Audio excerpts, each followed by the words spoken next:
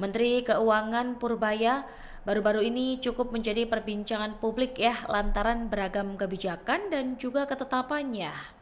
Dan terbaru nih Tribuners, pemerintah menambah penempatan dana kas negara untuk 3 himpunan bank milik negara atau Himbara sebesar 75 triliun dan Bank DKI ini senilai 1 triliun sehingga totalnya ada 76 triliun. Ketiga bank ini yaitu Bank Mandiri dengan nilai 25 triliun, kemudian Bank BRI 25 triliun dan Bank BNI 25 triliun. Nah, Purbaya ini mengatakan sebelumnya pemerintah telah memasukkan dana senilai 200 triliun kas negara ya dari Bank Indonesia ke sistem perbankan nasional. Dana ini digunakan sebagai stimulus likuiditas agar bank bisa memperluas penyaluran kredit ke masyarakat dan dunia usaha. Menurut Purbaya, seusai penempatan dana kas negara dilakukan, sejumlah indikator ekonomi mulai menunjukkan perbaikan, meskipun pertumbuhan kredit ini masih belum maksimal. Dan Purbaya menegaskan dari hal ini akhirnya ditambah kembali. Ada 76 triliun ke perekonomian pada Jumat lalu. Jadi ibaratnya ada gas lagi sedikit begitulah ya di terkait pertumbuhan ekonomi. Kemudian Menko Purbaya ini menyebut bahwa pemerintah akan terus memastikan adanya ruang ekonomi untuk bertumbuh karena koordinasi kebijakan fiskal dan moneter ini akan terus dilakukan untuk memastikan ekonomi bergerak stabil dan mengarah ke pemulihan yang lebih kuat.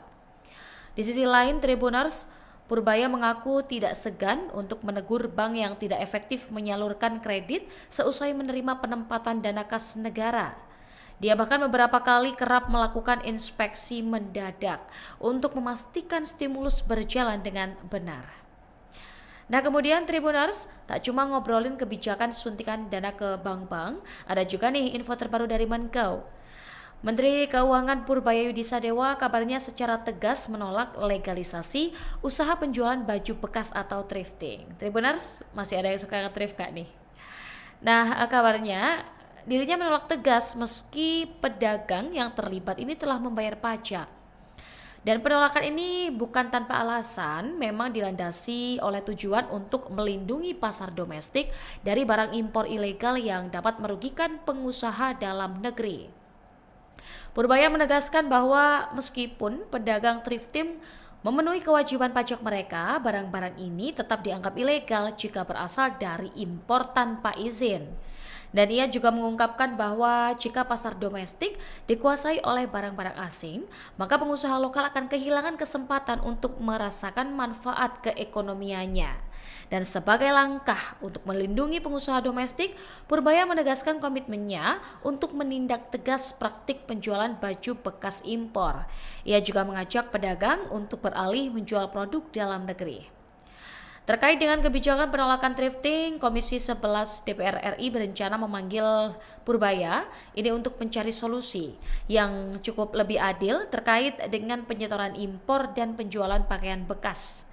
Dan tentunya rencana ini dimatangkan seusai mendengar masukan dari pedagang thrifting dalam rapat yang diadakan oleh Badan Aspirasi Masyarakat DPR RI di Kompleks Parlemen Senayan, Jakarta pada Rabu lalu. Ia menambahkan bahwa pihaknya berkomitmen untuk mencari solusi terbaik agar pedagang yang tergolong UMKM tidak terbebani oleh kebijakan ini. Tribuners, Purbaya ini juga ngobrolin soal target penerimaan negara loh. Jadi Purbaya ini menargetkan tambahan penerimaan negara 2 hingga 6 triliun per tahun lewat penerapan bea keluar komoditas emas mulai 2026. Kementerian Keuangan berencana memungut bea keluar dengan tarif 7,5 hingga 15% untuk 4 jenis produk emas. Nah, komoditas yang dimaksud ini meliputi emas dore bullion, serbuk atau granules, ingot atau cast bar, dan juga minted bars.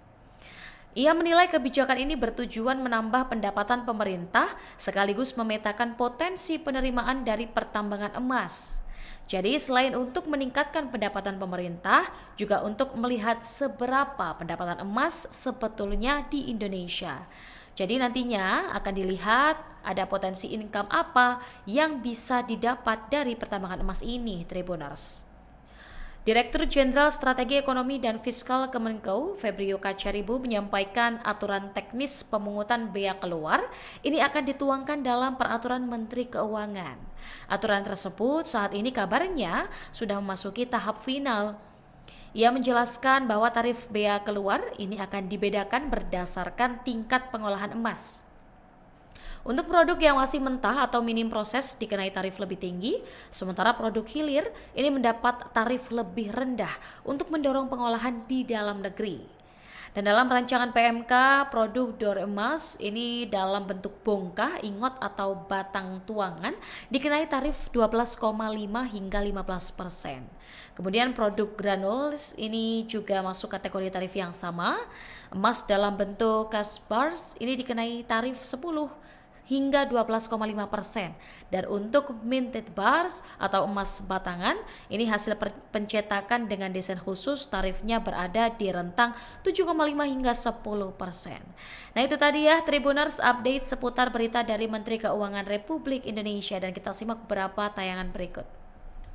Pak Purbaya, apakah Kemenku ada rencana menempatkan dana lagi di BTN? Kemarin di BTN bilang mau surati Bapak, oh baru mau. Seperti Bapak untuk tambah penempatan dana hingga 10 triliun. Ini Ira dari Infobank. Kalau yang di rekod kita ya, dari yang 55 triliun pertama, penyerapannya di Mandiri 100% sudah disalurkan. BRI 100%, BNI 68%, BTN baru 41%. Kenapa dia minta lagi ya? Aneh juga dia. BSI udah 99%. Tapi kita lihat tuh supply money, pertumbuhan uang primary-nya, M0 ya, base money-nya itu di bulan Oktober agak turun sedikit ke 7,7% dibanding di September akhir yang 13, wah ini sekian persen, 13,3 ya. Jadi kita pikir ini mesti didorong ke atas likuiditas di sistem. Kemarin Jumat kami kami pindahkan lagi sebagian uang kami ke perbankan sebesar 76 triliun. 25 triliun di Mandiri, 25 triliun di BRI, 25 triliun di BNI, 1 triliun di Bank Jakarta, Bank DKI Jakarta ya. Yang BTN belum kita salurkan, kenapa? Karena suratnya belum sampai, dia baru mau akan kelihatannya. Tapi kalau nanti sampai ke kita lihat, kita akses, kita pertimbangkan untuk ditambah. Pak Purbaya, beberapa pedagang thrifting meminta thrifting untuk dilegalkan dan mereka berjanji untuk membayar pajak. Tanggapan Bapak? Tanggapan saya nggak perlu dengan bisnis thrifting. Yang saya kendalikan adalah barang ilegal yang masuk ke Indonesia. Saya akan membersihkan Indonesia dari barang-barang ilegal yang masuknya ilegal. Thrifting kan kalau barang bekas kan dilarang kan, sudah jelas itu ilegal. Jadi nggak ada hubungannya bayar pajak apa nggak bayar pajak, itu barang ilegal. Menurut Anda apa? Kalau saya menagih pajak dari ganja misalnya, apakah jadi barang jadi legal? Kan enggak. Kira-kira gitu Pak padanannya. Jadi itu utamanya ya. Pak Purbaya, tadi dari Alif Rahman ya. Pak Purbaya dari Alif Rahman lagi. Adrian juga menyebut impor taksi ilegal dari Cina lebih banyak jumlahnya dibandingkan thrifting. Tanggapan Bapak, ya nanti kita cegat di pelabuhan yang kita periksa lebih teliti lagi. Kita akan investigasi lebih dalam dari kasus-kasus yang nyelundup, pasti kan ketahuan nanti siapa yang pengimportnya. Kalau dulu bisa lepas, ke depan nggak bisa lagi. Jadi download Tribun X sekarang, menghadirkan lokal menjadi Indonesia.